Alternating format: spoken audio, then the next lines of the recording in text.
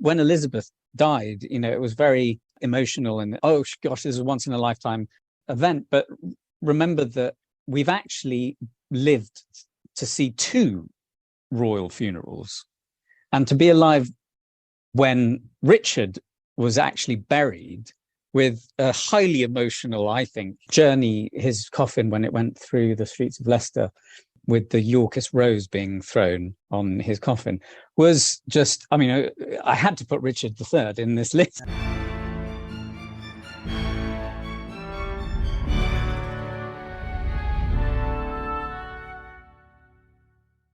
Hello and welcome to this bonus episode of the Aspects of History podcast. My name is Oliver Webb Carter and I'm the editor and your host. And today I'm talking top 10 historical movies. But it's not only me. For such a task, I have brought in a professional, director Tim Hewitt. Now Tim brings the gravitas and I bring some historical knowledge, but mainly we're at heart lovers of film. What we're going to do is we're going to run through each of our films and decide who should win out. So that means my number 10 goes up against Tim's number 10. We agree on a winner, and we then move on to the next, and so on. Now, I do hope you enjoy it. We've got a nice spread of films, some of which you might not have heard of. If you want to go back and listen to me with a rundown of my top 10 in more detail, have a look for my chat with Mark Ellis on crime in World War II London, and my top 10 is right after that. Link is in the show notes. Now, as listeners to this podcast, Tim has kindly shared two short films he's directed. The first, A Little Place Off the Edgware Road, is based on a Graham Greene short story and stars the great Paul McGann. The second, Broken Shelter, is a claustrophobic thriller, and I do highly recommend both of them. I put in their links, as well as Tim's Twitter, and the list, and the links to the films, and any other links we discussed, all in the show notes. Please do subscribe to the podcast if you can, it really does help. And if you can give a rating, that would be wonderful. Listeners, also, if you use the voucher code HISTORY 50% on our website, and the links are in the show notes, you get an annual subscription to the eMag for only £5 or $5, and you can gift that too, given we are in the Christmas season. In the meantime, I'll hand you over to me talking with director Tim Hewitt on our top 10 historical movies.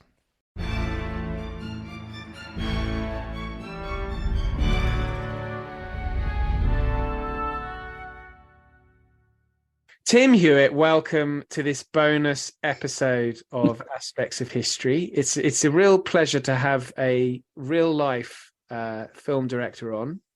Thank you very much.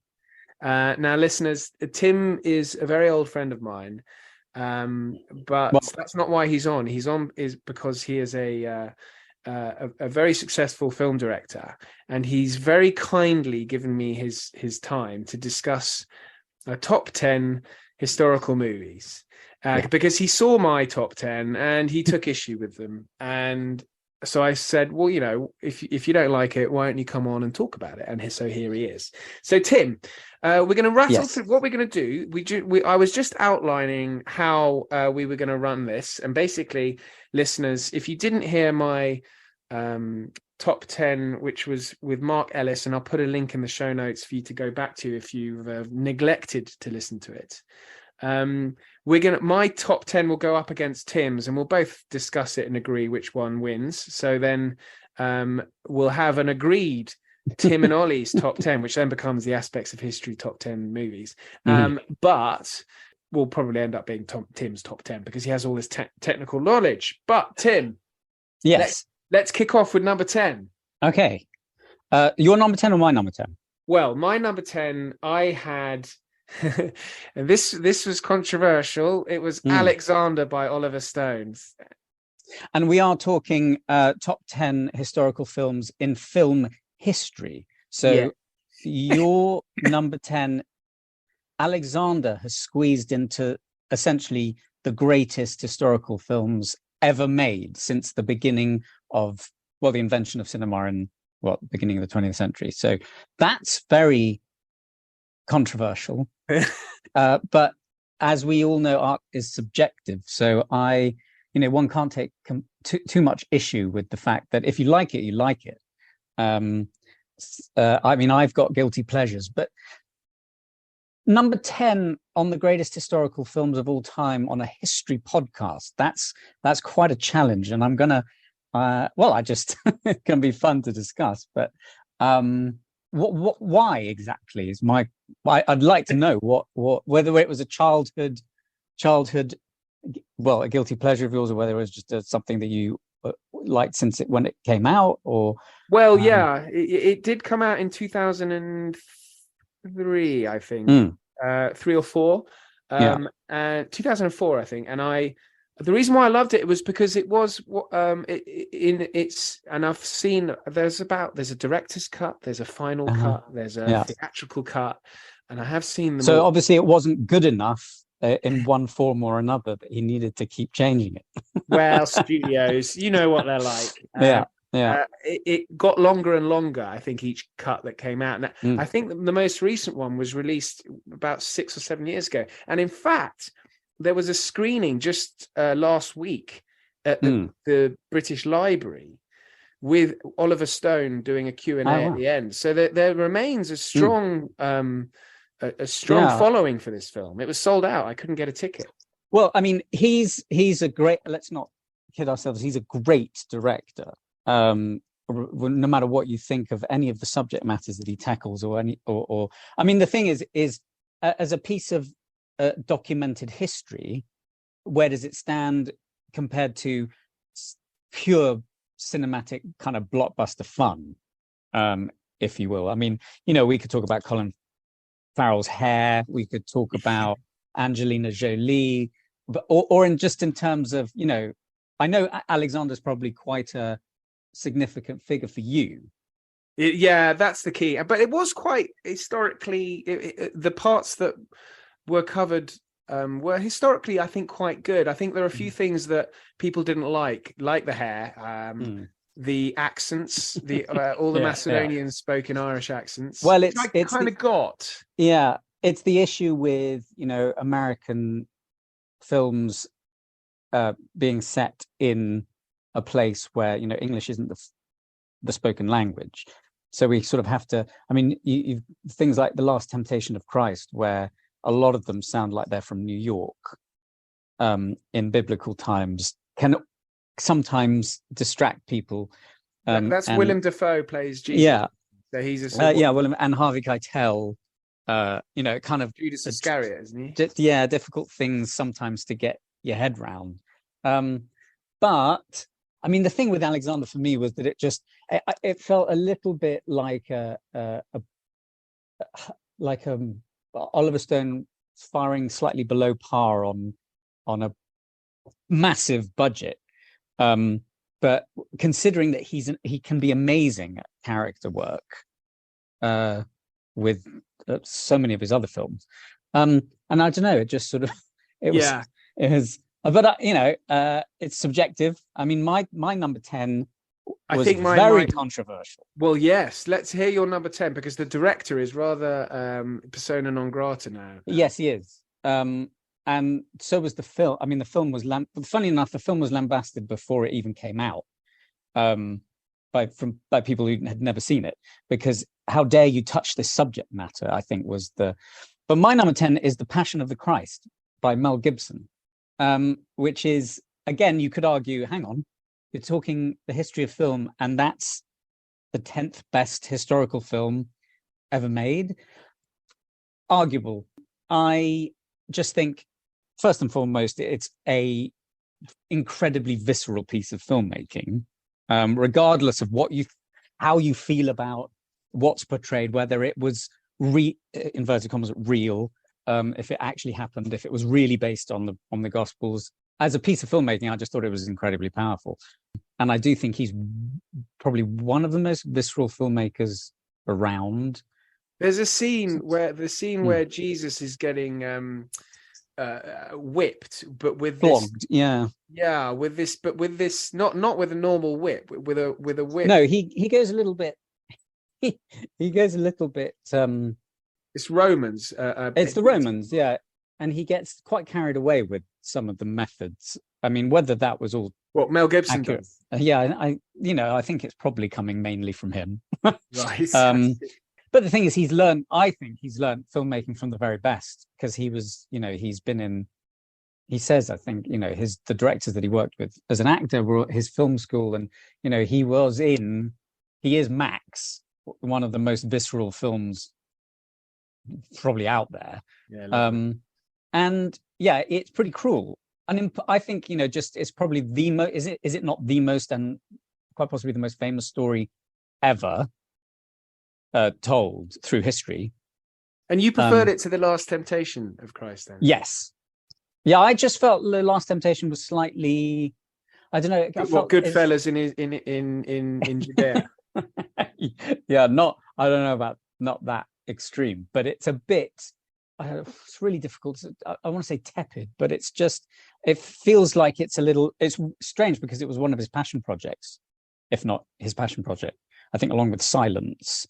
But it felt a little bit. Scorsese we're talking about. Yes, Martin Scorsese. I think it was just a bit. People disagree with me, but I think it was just a little bit lost. It became a bit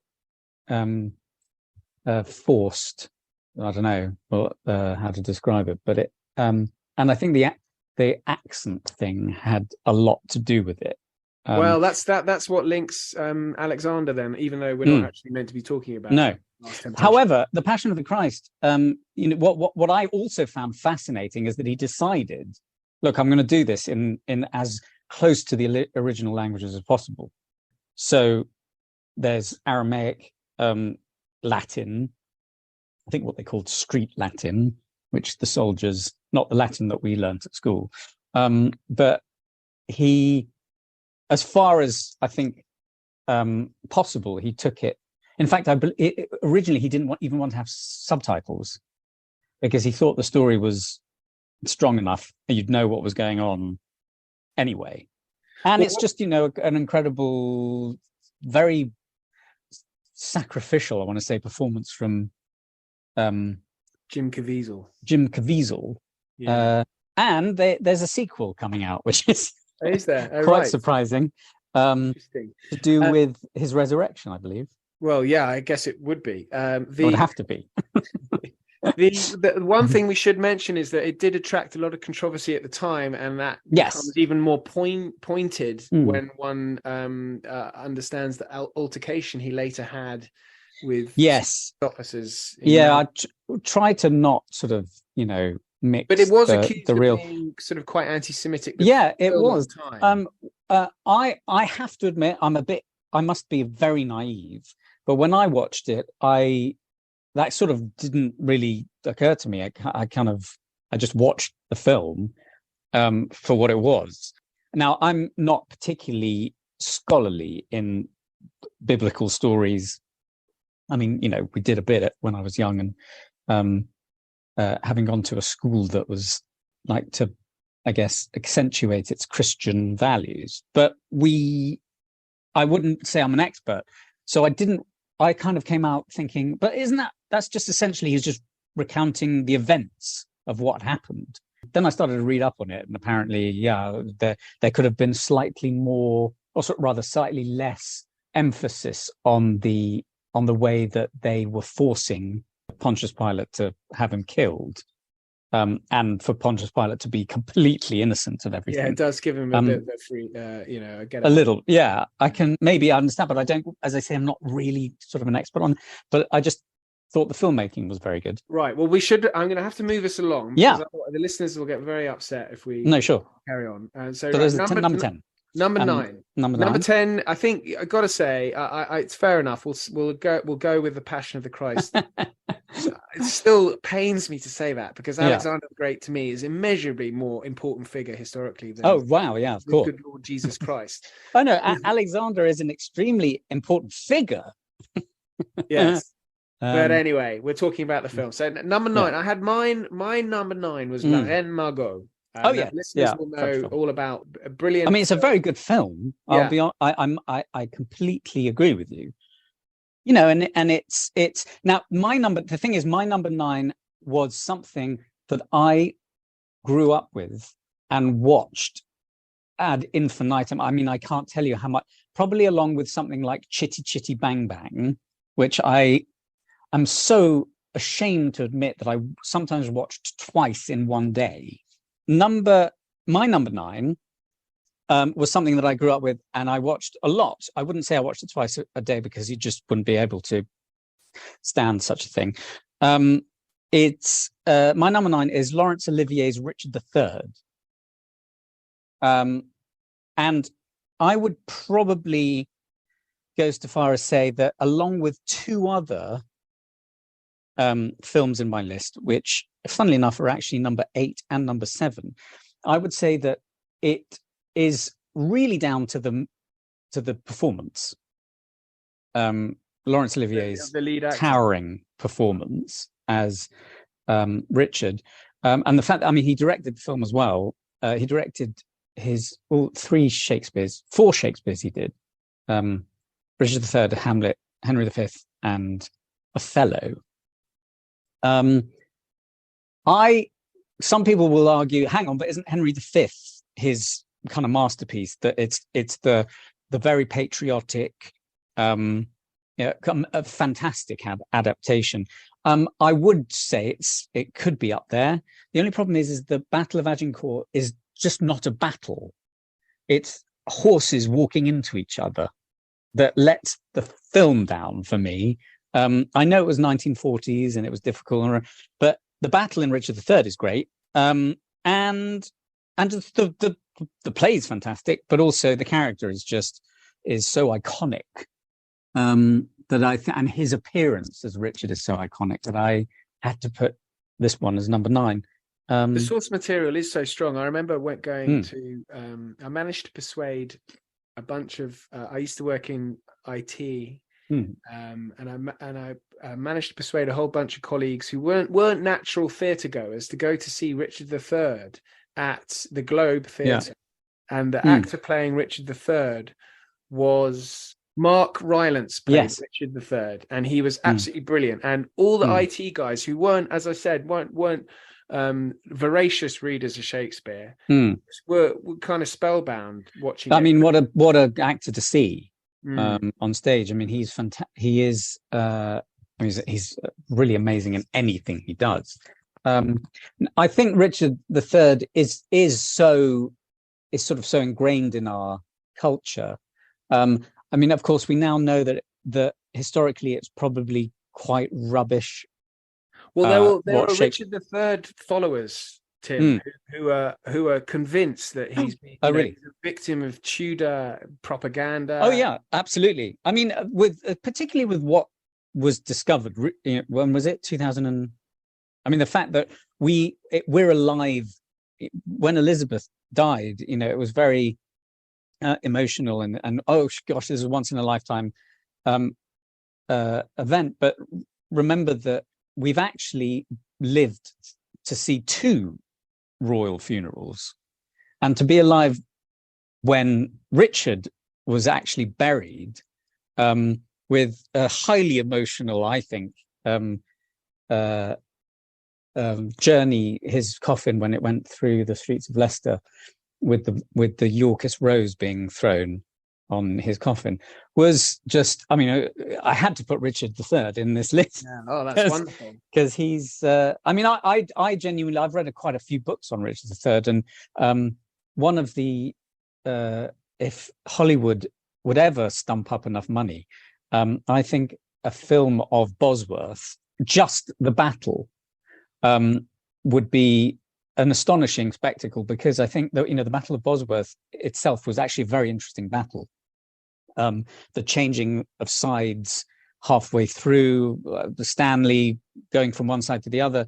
Not only that, the last moments of Richard's life, the fact that I think he got within a sword's length of Henry Tudor, it's just full of drama.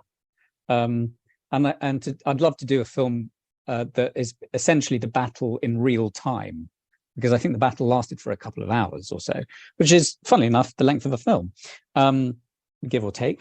So I had to get Olivier's Richard III, and I know there have been other great, or rather, relatively good versions. Ian McKellen's, Al Pacino did a great little sort of documentary called "Looking for Richard," which was very interesting.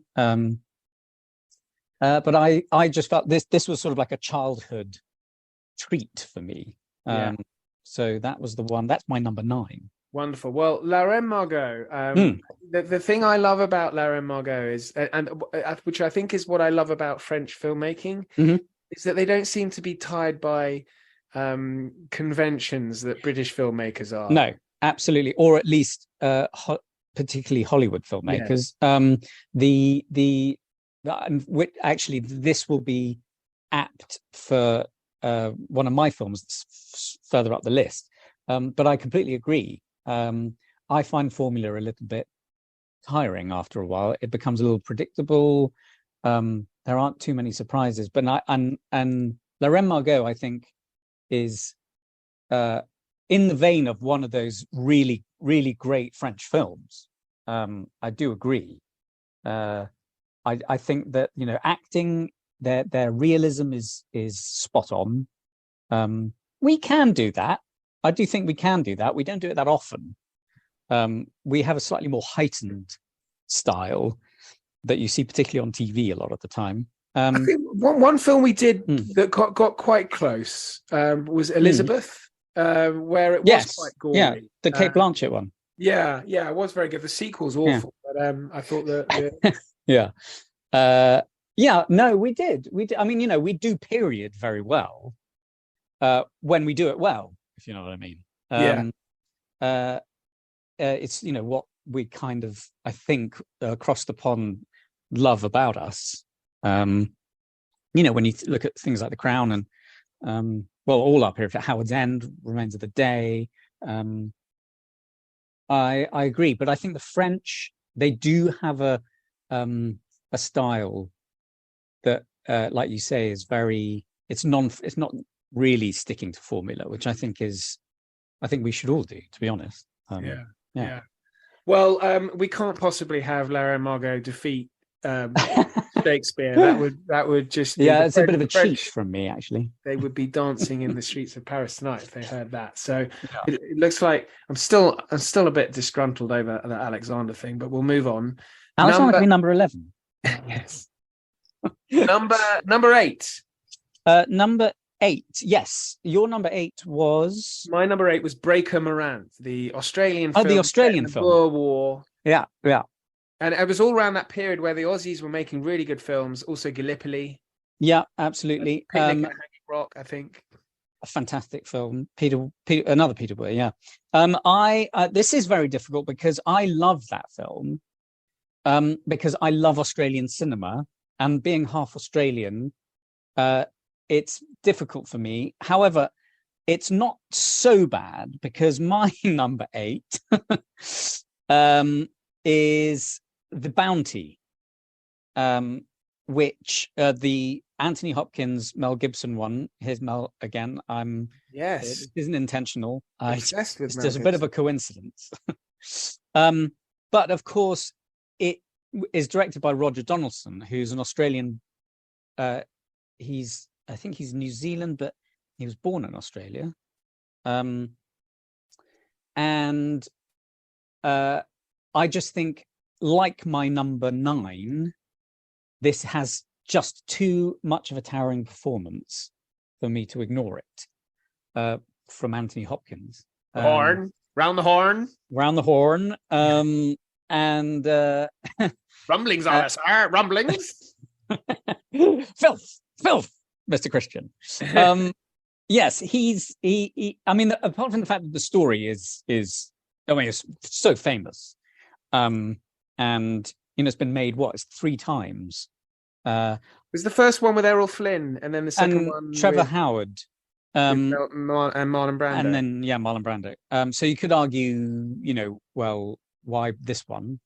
I just think Anthony Hopkins is. I can't quite fathom why he wasn't nominated for almost pretty much every award there was going, but it's got a great cast of characters. Anthony Hopkins, Daniel Day-Lewis when he was quite young, Mel Gibson obviously, Liam Neeson, you see a very young Dexter Fletcher, very young indeed, and just it's so dramatic, it's so powerful, terrifying in some places.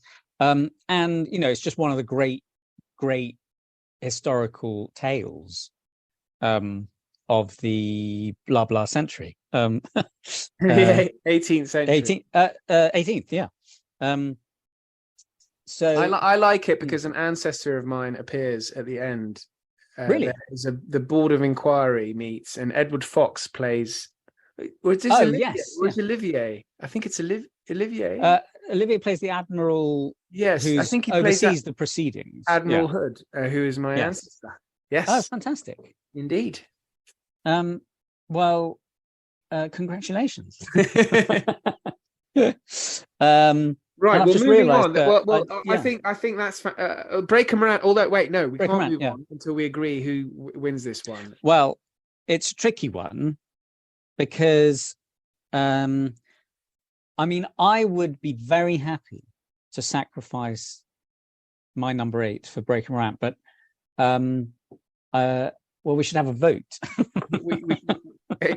I will you vote and me, because I think there's a scene towards the end, and I don't want to give away any spoilers to any listeners who haven't got around to watching Break 'em Around yet. But there's a scene right at the end, which is very, very moving and always tips me over the edge. Yeah, which I don't think The Bounty connects emotionally like that.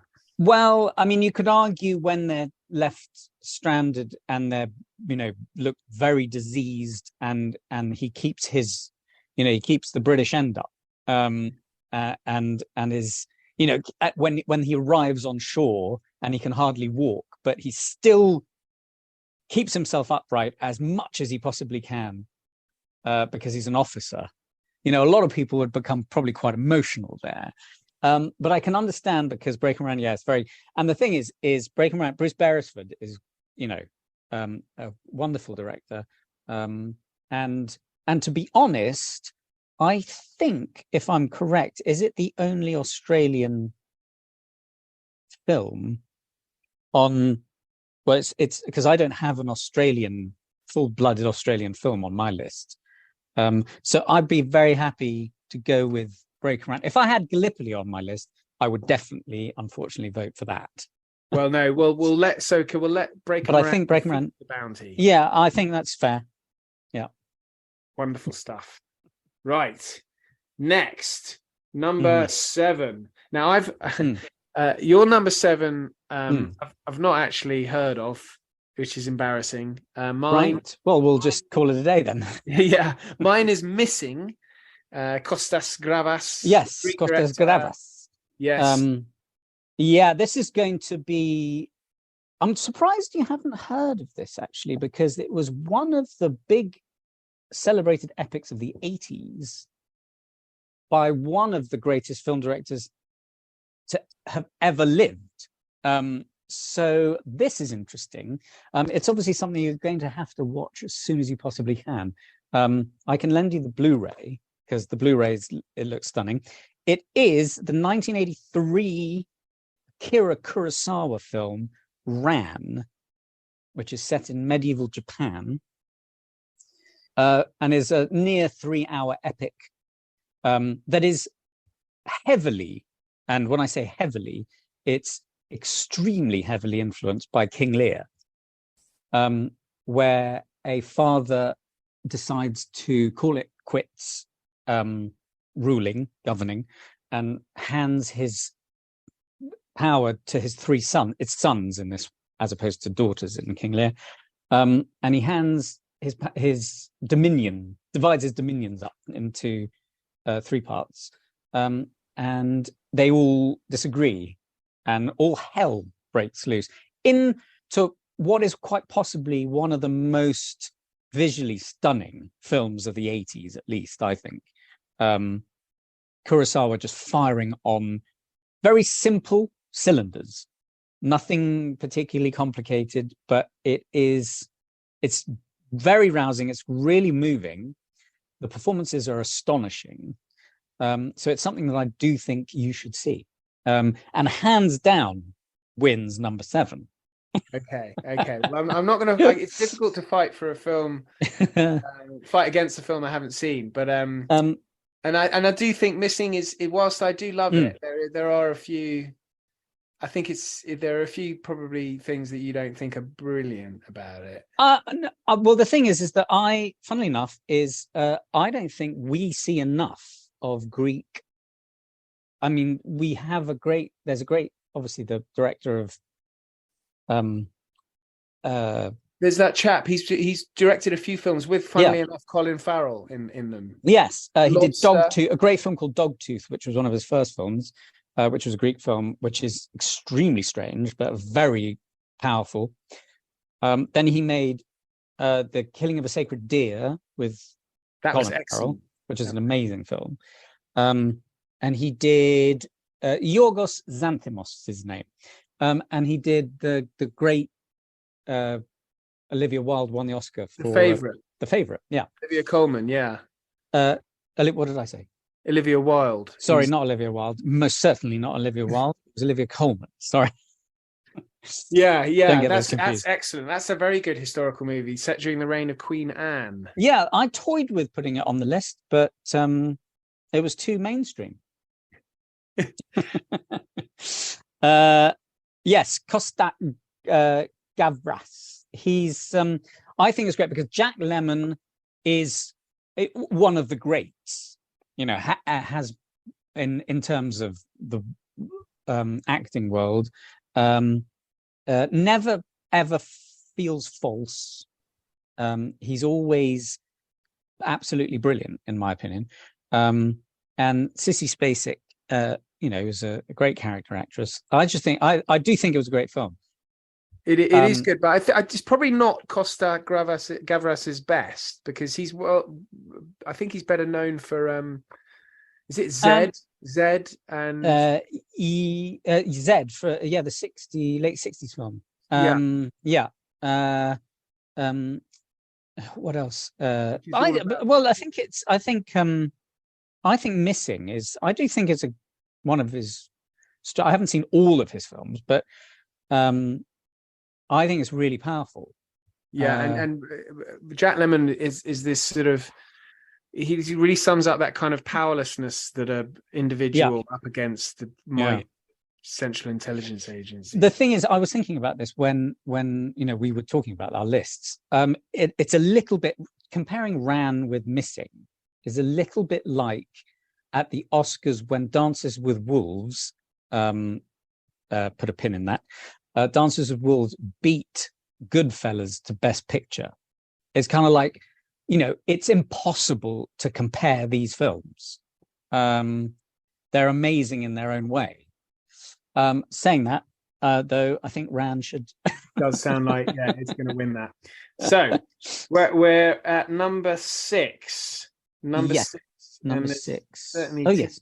Hewitt's had the run of victory so far. So number 6. So my number 6 was Katyn, which is a Polish film. Made in 2012, I think. Yeah. About massacre by the Soviets against the Poles. Yes. Now, I have to admit, I haven't seen it. I think it's the only film in your list that I haven't seen, except for one of the, I think one of the documentaries. But so I can't really. Well, I won't make you. I won't make you bullshit us. No. You can talk about your choice. The only tricky thing that number 6 for you is that it's up against a Stanley Kubrick film, which I think there's no way Katyn can defeat your choice, because I love it. It is, and you didn't choose it for your list, which I find interesting. No, and it is the epic, amazingly visual Barry Lyndon, which I adore this film. Well, Kubrick never made a bad film, I don't think. He and when he put his mind to it, his detail is so impeccable, to the point where they invented lenses for this film so that they could shoot in candlelight. without any artificial light. The costume design, you could just go on and on about Barry Lyndon. And I just find it really rather amusing. I mean, and not in a particularly funny way, to be honest, but the fact that what he had been planning was his Napoleon film, to the point where I think he had these drawers full of cards, like those cards you get in W.H. Smith, for every single day of Napoleon's life. And on those cards were what he was doing that day. His research was so incredibly detailed that, it was just utterly devastating that they pulled the plug after, he'd been doing designs on costumes, sets, blah, blah, blah. And then he just goes off and makes Barry Lyndon, you think, well... So they were going to they were due to make, how close did it get towards filming? Because I think pre-production. I mean, it was very close. There's a great documentary on his, his collection of Blu-rays, films that are on Blu-ray. I think all of them are now, actually. But there's great stories about, how he designed the uniforms for all the soldiers in Napoleon's army. But he came up with the idea that because there's so many of them, there was like 40,000 extras, I think, that he'd organized. And he instead of making costumes for every single one, because they were all going to be in the background and, at a distance, he made loads of them out of paper. So it just looked right. But his designs just went beyond detailed. It was amazing. I think he used a lot. That paper thing sounds very un-Kubrick like, given his attention. Yeah, well, I think it there's a limit to what he can. I mean, he's a perfectionist in terms of, I think, the number of takes he would do. I was listening the other day that Harvey Keitel walked off the set because there was just so many takes. Yeah, well, that size wide chart. Yeah, and I think Sidney Pollack took his place. But I think Barry Lyndon was probably no different. But it's just, it's a remarkable achievement. The scale of it, everything, every single shot in Barry Lyndon looks like a painting, like it's been composed just like a painting, and with the amount of patience that a painter has. It's just that the camera's moving a lot of the time. And it's just, I mean, it's one of the greatest, probably, historical films ever made. Whether it's, by the letter accurate based on anything, of course we don't. Well, it's the Thackeray, isn't it? Yes. But it's, in terms of just the period is amazing. Great stuff. Well, it's difficult to see after that. And I agree with everything you said. I think Katyn loses out there. I must watch Polish listeners, please forgive me. It's about the film, though. It's not about the subject matter. Right, we're into the top 5, so we should run through our agreed top 10. So at number 10, we've gone with The Passion of the Christ, directed by Mel Gibson. Yeah. I mean, that I'm sounding very controversial now that you've actually said it out loud, but sorry, carry on. Well, number 11 was Alexander. Right. Yeah. Number 10, Passion of the Christ by Mel Gibson. Mm-hmm. Number 9, we went with Richard III, directed by Laurence Olivier. Mm-hmm.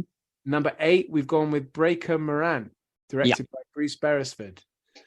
Number 7, we've gone with Ran by Akira Kurosawa. Number 6, it's Barry Lyndon, directed by Stanley Kubrick. So it's a bit of a slaughter so far. The Tim Hewitt selection has won through in four of the 5. We're into the top 5. Will it change? So, number 5. Now, in my number 5, I had a film that is if you were to watch it, you would almost think you were watching a documentary. Right. It and is I know what it is. Feature film, yes. It is Culloden. Yeah. Now, I really am, I would say 100% in agreement with you on this one, in terms of, because it is quite remarkable. It's a film you would never ever think was made when it was made. It could have been made last week. Or it could have been made in 1745. Or even more, yes. Assuming they had a time machine, yeah. Or they just, someone knew how to invented this device to record and then just happened to record it. Because it's the way it's done. It's the way it's a proper documentary feel to it. Why it didn't really catch on the way like, for example, you take the Blair Witch Project, which sparked that genre of filmmaking, and everybody was doing it. It just went mental. So why in those days when Culloden was made, why it didn't spark this, new movement is a bit, because there are other things that you could argue. There were bits and bobs in other films that used this sort of style, maybe, but nothing on the scale of Culloden. I just think it was a phenomenal achievement. And the thing is that not only is the filmmaking great, but the performances in it match that kind of realism. There's never a moment where you go, oh, that was a bit staged. That was he wasn't very good in that line. It was great. It was really great. Is it a coincidence that my number 5 is as real as that? I was toying over 2 films directed by the same person for my number 5, and I think Culloden does the same sort of job as these 2. My first idea was I was going to have Paul Greengrass's Bloody Sunday, which I just think is like Culloden. I just can't believe this is fake. It is so real that it's quite, an achievement. And Greengrass comes from a documentary background, so I think that's why it worked so well, because he knew that style. But I decided instead my number 5 is United 93, which is my only 20th century history film. And when someone like Tom Hanks, who went on to work with Paul Greengrass in Captain Phillips, said that he thinks that everyone in United 93 should have got an Oscar, I completely agree with him, because it's so real, it's so claustrophobic, the performance is so magnetic, and it's, even though you know the outcome, you are still falling off the edge of your seat, because it's so it's so tense and suspenseful. So that's my number 5. But I think it's a really good battle, number 5. It is. Your number 5 and my number 5. You know what? If you'd put Bloody Sunday in there, I'd probably put up less of a fight. But it's right, because United 93, I did think it was fantastic. It is a fantastic. It doesn't have any particularly well-known actors in it. No, and I think that was the point. Yeah, and I think in fact the person there's at least one plays himself. Yes, the air traffic control, the head of the air traffic control. Yeah, head of air traffic control on the day of when it happened. So there's a little bit odd actually for him to have to reenact such a horrible time in his life. It was, but it was amazing. And I think that the non-actor thing was, sorry, not the non-actor, the no names in the film. I think it was a deliberate choice. Didn't pick because, up on that. Because I think it was, then you're not really rooting for Tom Hanks. I think that was the idea. You're rooting for these people. And I just, but it was so. I watched it as it came out, which I don't think was that long after the 9/11. In terms, now it's been 20 something years, but and and Paul Greengrass wrote the film himself.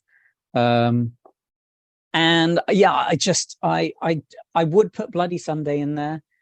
But I think the resonance of the actual and the fact it was global, it was like the worst terror attack that has really ever taken place, I suppose.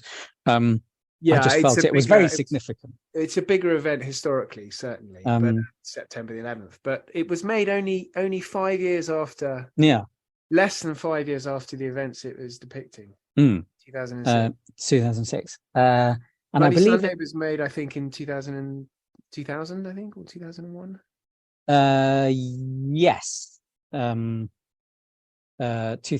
and with the great Jimmy Nesbitt. An amazing performance from him. And again, funnily enough, like the military guy, the leader, Simon Mann, is playing this himself, basically. Yeah. So for listeners who aren't aware who Simon Mann is, he was a mercenary who was arrested and imprisoned in Equatorial Guinea for involvement in a coup to overthrow the government of Equatorial Guinea, and it involved all sorts of murky dealings involving Mark Thatcher, the son of Margaret Thatcher. And if you would like to watch a film of that, you could watch The Wild Geese, which even though it was made 30 years before Richard Harris and Roger Moore, Richard Burton, Roger Moore. But it's a similar sort of thing. Coup goes wrong, and a wealthy individual who's pulling the strings is involved as well. So, the Simon Mann does make an appearance as Colonel Wolford, I think was the name. Yes, and he's excellent in it as well. Yeah. Well, he captures the attitude that I think that regiment had towards the residents of the Bogside in Derry. Yeah, 72, and absolutely. Which was basically their attitude was the whole reason why the disaster happened, the massacre. And it's done. I think it was one of those films, one of the first films. Culloden had it to a great extent, but I think that, for example, Bloody Sunday's style was so dirty. There wasn't any polishing or anything to really make it as gritty and realistic as possible. United 93 doesn't have that so much as much as Bloody Sunday, but it's terrifying, and I just felt it was, and emotionally it was very. It had a How do they impact. do that? Because you'll know this, and it's interesting to know, because with the way that Bloody Sunday is shot, and I know we're going, listeners, on a slight tangent there. Please forgive me. It's a bonus podcast, so I think we can get away with it. Yeah. But there's the way it's shot in Bloody Sunday is when you watch the footage, real news footage of the early 70s in Northern Ireland, it's always, there's very little color, and it's, it is in color. It's not that it's in black and white, it's in color, but it's very dark. It's like desaturated and and I grainy. Yeah, exactly. Even when you see the horrible image of the priest waving his handkerchief, bloodstained handkerchief, to try and stop the paratroopers from shooting. But the footage is exactly like that. How do they achieve that? Well, it depends on, I guess, what they shoot on. I think Bloody Sunday was, I may be slightly wrong, but I think it was shot a lot on video. I may be wrong. Now I'm going to ask a stupid question. Aren't all films shot on video? As opposed to film stock. But then it may have been, but they can do a lot in post-production. What's film stock? As in film negative. That goes through the camera. The tape. Yeah. But I actually don't know. I can, as we speak, have a little check. But it's zooming in long lenses that become very shaky. Things aren't focused properly because you don't get that in real life when you're shooting a documentary or fly on the wall. whereas the United 93 is a little bit more polished, because it's not purely documentary, or at least that's what he wasn't going for. But yeah, so but the battle for number 5 is a tricky one. I think because Culloden's so groundbreaking, it should win. Yeah, I mean, it was a different, it sort of took things in, well, I think it should have taken things in a new direction. So I would happily give you that one, actually. Yeah, Bloody Sunday, okay. You're right. Had I done Bloody Sunday, I think that could have nipped it, but I didn't. So well, you got to talk about it. Yeah, right. That's true. Number 4. We're moving into number 4 now. Number 4, I picked a documentary, and so that's you've got a thing against documentaries. So well, that's not true. Some great documentaries currently streaming, actually, on I think Netflix and Amazon. So I haven't got anything against them. No, I wasn't thinking. I was thinking more things like the Dawn Wall, the Rescue, an amazing documentary about the rescue of the Thai football team, the kids in the cave. Oh, I've only seen the actual film of it. The Colin Farrell's appearing. I think you quite like Colin Farrell, don't you? I'm a big doing accents, actually. Yeah, no, there's a documentary called The Rescue, which you must see. It's heart pounding stuff. I'll put that in the show notes as well. Yeah. Mine was One Day in September, which is the events of the 1972 Olympics. Yes, sorry, it's not the one. I haven't seen this one. I don't know if I talked to you. Yeah, who did The Last King of Scotland? That's right, yes. And also Touching the Void. Documentary. Although that's weird. Is it a documentary or isn't it? Touching the Void. Yeah, I think it isn't based on. Yeah, it's based. It on is, but it's two guys reenacting, and I think two actors reenact. Reenact the climb. So right. Are you watching a documentary or aren't you? Well, I don't know. You could. I mean, anyway, let's not go there. Okay. So yes, One Day in September. It's narrated by Michael Douglas, and he's really. I don't know why he doesn't do more commentary. He's so good on it. But what's your number 5? So Number 4. Number 4. Sorry, number 4. My number 4 is, I think, a film that when the Brits do it well, they do it very well. And it is one of the 2 war films that I've got in my list. Oh, is it A Bridge Too Far? It unfortunately is not your favourite film. It is Anthony Asquith's The Way to the Stars, starring Michael Redgrave, Trevor Howard, and name's gone out of my head. John Mills. An amazing film. It's written by Terence Rattigan, directed by Anthony Asquith, and it's essentially set on a bomber command base. And the whole film is set on the bomber command base, and you'd never leave the base really, except to go to the pub, which is particularly British. And you never get in. You never actually see anything in the planes flying, bombing. It's all just on the base that they're on, and is just, I think, an amazing film with really, really great performances. Quite moving, without being overly sentimental, and is one of the great films of the 40s that the Brits made, I think. And it isn't really anything to, when we were discussing things like Bloody Sunday and anything controversial like The Passion of the Christ, but it's just a properly good World War II, made kind of just after. It was 1945, I think. So it's pretty fresh in the minds of the writer and director. Yeah, that's my number 4. Well, I haven't seen this, so I should watch it. Are you sure? I thought you had seen this. No, I haven't. I've never seen this. In fact, I don't think I've seen your next one either. So The Way to the Stars. Well, I will go with this just because I want to watch it. And it's written by Terence Rattigan. Yes. And you can tell it's a little. Well, it's not that you can tell it's written by a playwright, but it's.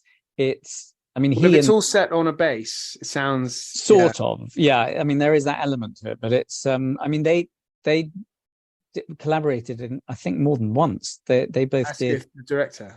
Yeah, they did a film that was not particularly brilliant, in my opinion, called The Yellow Rolls Royce. Later on, but this is really, I think, quite it's a moving, just very simple film. Rattigan's always got this kind of there's always a sort of air of melancholia, isn't there? With there is in this as there is in this film, yes. When characters die, that you don't see that happens off screen. It's really actually quite it's not showy. It's not shoving the emotion down your throat. It's kind of quite subtle, but at least I think it was. But it's a great. I mean, I don't think enough films really have been made about Bomber Command. We tend to do more of the Spitfire stuff, and I just think it's in fact we should do more like this. In fact, and it's stood the test of time. I think really good film. Yeah. Okay, great stuff. Well, that gets number 4. Right, we're into the top 3 now. Yes. Okay. I think this is your. My number 3 was actually a documentary series. So I'm not going to fight for this, which was the Civil War, the Ken Burns documentary. Yeah, sorry. There's 2 documentaries of yours that I haven't seen. Yes. Yes. So I do apologize. So I can't really fight. Well, it's quite a commitment. It's a sort of a good 9-10 hours of your life. Okay. Watching it, but it's worth it. It's so good. Okay. Whereas you have seen my number 3. I haven't seen your number 3. You haven't seen my number 3? No. That's quite sacrilegious, actually. So do tell, because it is up there probably with one of the greatest films ever made. I think when film scholars argue, but it's Jean Renoir's La Grande Illusion, Grand Illusion in English, I suppose. Big Illusion. Yeah, I mean it's kind of iconic in French cinema. Funnily enough, my 3 and 4 are World War II films. That's a bit of a coincidence. Yeah. This is made in 1937. Sorry, no, it's not What am I saying? It's World War One. La Grande Illusion is set in World War One, but it was made just before World War II. Yeah. Jean Renoir became an enemy of the, or at least the Germans labeled him as enemy of the people, because of this film, and they tried to burn every copy. They like to do that in those days. Yeah, they did. They took it that seriously. It stars Jean Gabin, who was a great French actor. It's basically, this is how I describe La Grande Illusion. I describe it as The Great Escape, but much better. And that's saying a lot, because Great Escape is a really good film.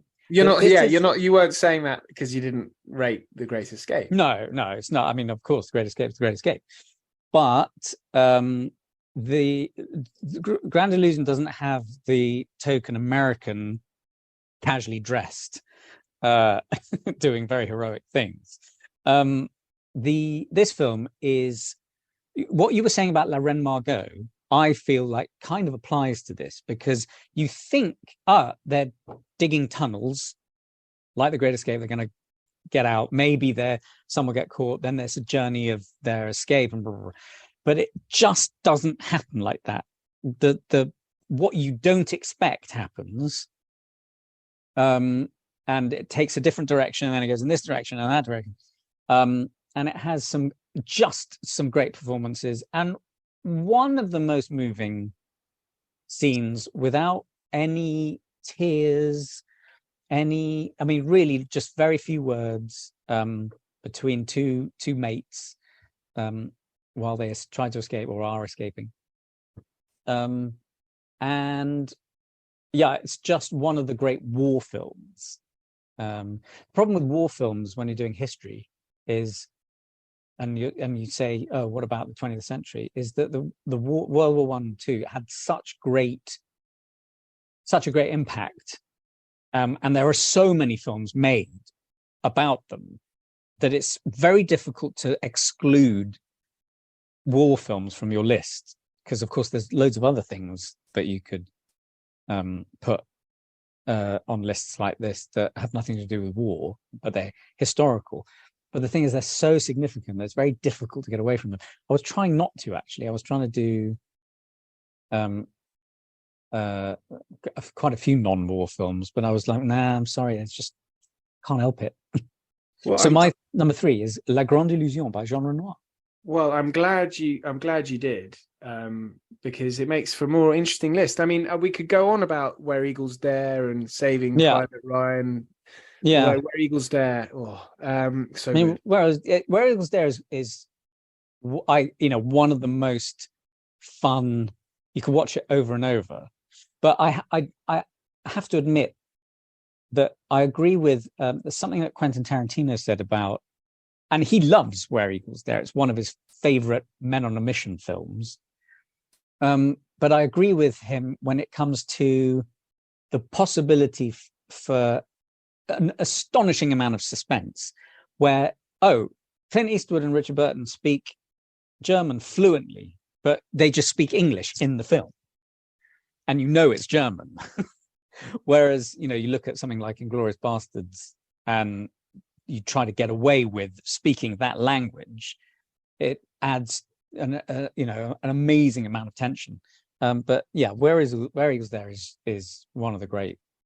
And you could go. I mean, there's so many World War II films. Yeah, there are. We've mentioned one other one already, but but if so he didn't like the fact that Richard Burton is speaking Richard Burton to German officers.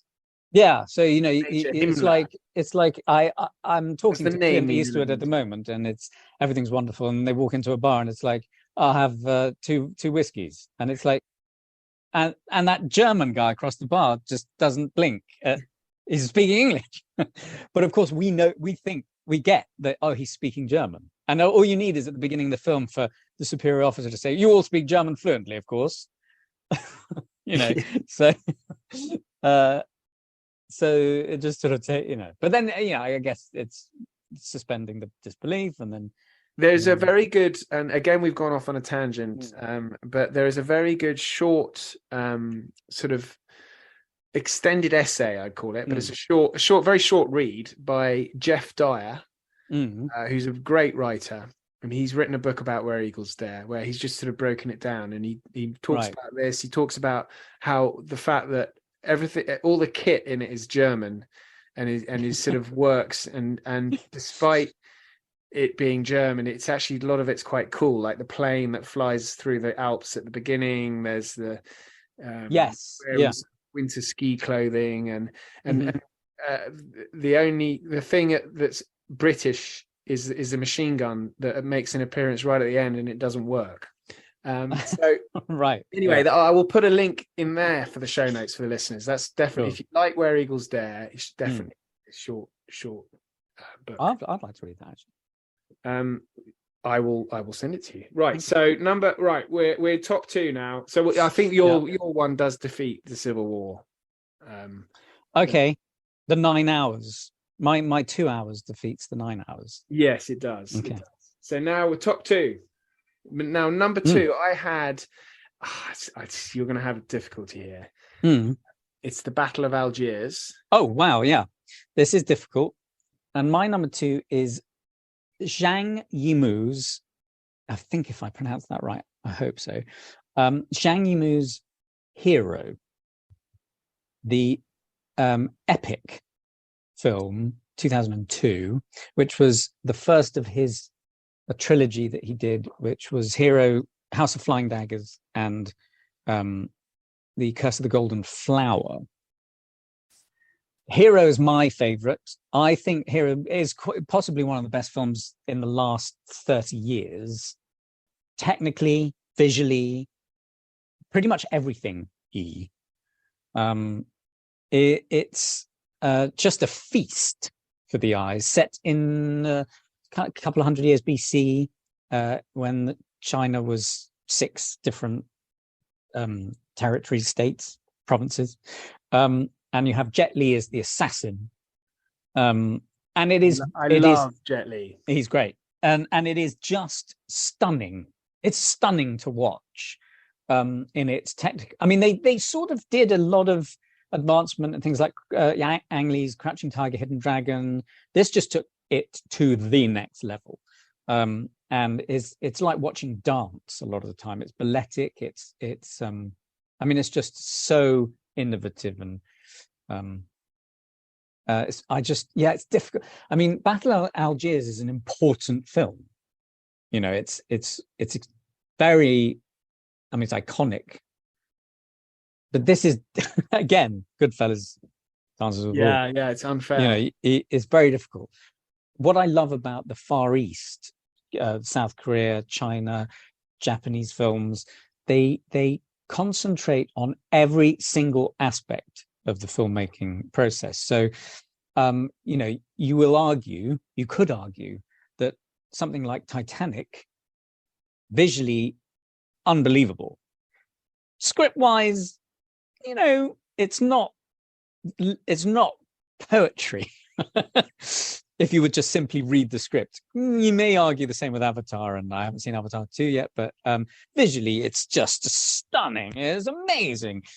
But when these guys out in the Far East do this, the script is amazing. The acting is amazing. The costume design is amazing. The production design is amazing. The action is amazing. Everything is amazing. And there's so many films, some of my favorite films that come from particularly South Korea. If it's horror, it's not just horror. It's it's a profound experience. With like Parasite that came out, and Parasite. Yeah, Parasite, amazing. So that's my number 2. Hero is my number 2. Battle of Algiers is great. It is great. Yeah, it's difficult, isn't it? All right, let's go with Hero. I've completely folded.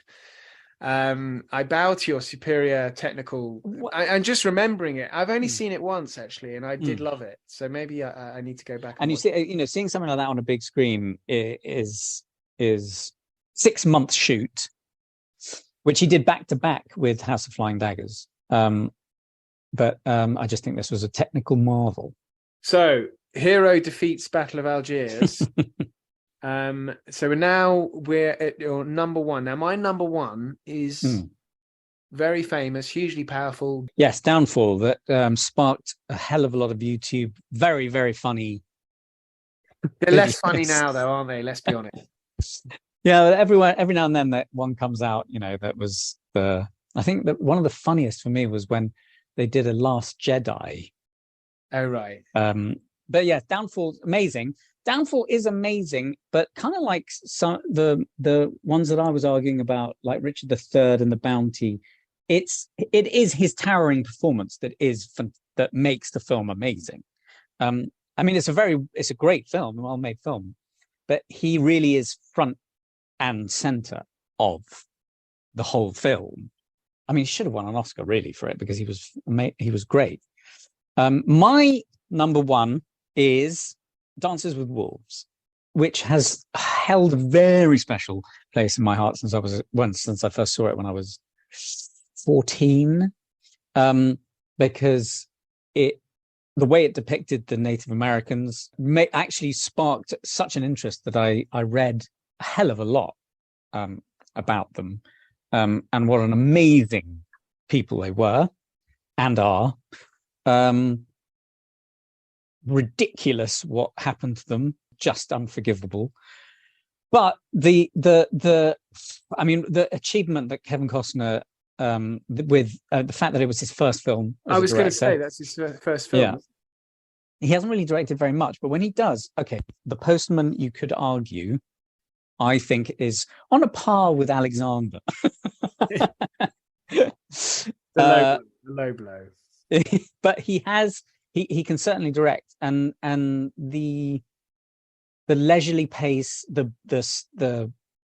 I do really think that you get the impression that whenever he did the same sort of thing in Open Range, which is a great Western that he made later on, there's a real sense that he loves his country in terms of the landscape, the grand vistas, the openness, and being very much part of the land. And it's heartbreaking. It's the thing with this is part of my 19th century film choice. The problem with the 19th century is that you've got the whole of the Western genre to pick. I mean, you could pick any. The Good, the Bad, and the Ugly is one of the greatest Westerns ever made. Could be on the list. But this is just so, I just think it's an enriching film. And it kind of re-sparked the whole Western genre again, didn't it? Because I remember you had Unforgiven after this. Yeah, Unforgiven, I think, was, a little bit more of the classic style of Western, whereas this was, but also this was dealing with the subject matter of something that was slightly, the world actually hadn't been done on film like this. Again, with the whole Where Eagles Dare thing, Kevin Costner said, no, they have to speak the language. And the studio were like, isn't there a way that they could actually speak English like they used, like in all of John Ford's films and Howard Hawks and all, the natives spoke American quite well, actually. And the thing is that one of the themes of Dance with Wolves is the whole concept of communication, fellow man, you're the same as me. It was some of the best scenes are when he's trying to communicate, just buffalo, sugar, coffee, it's amazing. Tatanka. And the natives were just brilliant performances. Everything about it, I just think was amazing. Deservedly won a hell of a lot of Oscars. Yes, it was in competition with Goodfellas. So how do you compare these two films? It's impossible. I think Scorsese should have won Best Director for Goodfellas, way over The Departed, but unfortunately Kevin Costner came along and did something pretty special. So that's my number one. Yeah, it's wonderful. Have you watched his new TV series called Yellowstone? Yes, yeah. Halfway through it. Yeah, really good. And but it shows, that's what he's obviously got I wonder if he lives in the out in Wyoming or Montana or somewhere. He does have apparently he does have property out somewhere. I can't remember where it was. I think it may be Montana. But Yellowstone's a really great story because Taylor Sheridan, who created it, has made 2 prequel series to Yellowstone. One called 1899, where I believe Harrison Ford and Helen Mirren play Kevin Costner's ancestors. Yeah, good historical TV series, that one. Wonderful. Okay. Well, look, we've done it. Well done, Did Tim. It took us a while. Thank I hope you. there are some listeners still with us. If you are, well done. You've made it to the end. We'll just do a quick recap. So at number 10, we went with The Passion of the Christ, Mel Gibson. Number 9, we had Richard III, Laurence Olivier. Number 8, we went with Breaker Morant, Bruce Beresford. Yeah. Number 7, we went with Ran by Akira Kurosawa. Number 6 was Barry Lyndon, Stanley Kubrick. Number 5, I think we did go with Culloden, didn't we? We did, yes. You won there. Number 4, The Way to the Stars, Anthony Asquith. Number 3, La Grande Illusion, Jean Renoir. Number 2, Hero, Yimou Zhang. And number 1, well, we've gone with Dances with Wolves by Kevin Costner. Although, I don't know, I'm still pretty sure that Downfall should take that. But yeah, it's tricky. 2 very different films. They are so different. Yeah. But do you not Can't we think tie? we can do Can't a we tie? We can do because a they're tie. so different. If you'd chosen a Western, then that would have been. Yeah. So it's a first equal, Downfall and Dances with Wolves. That's your lot. Thanks so very much, Tim. Wonderful. Thank you for having me. Thanks very much indeed. And Merry Christmas. And Merry Christmas to you and to all the listeners. That's nice. Now, if you feel outraged by any of these suggestions, you can get hold of both Tim and I on the Twitter. Links are in the show notes, along with the movies, Tim's short films, and links to what we've discussed. Please do subscribe to the pod if you can. Coming up, I've got another top 10 Christmases. I've got Peter Hughes on Writing History Today and Joanna Hickson on Henry VII and Henry VIII. But in the meantime, thank you and good night.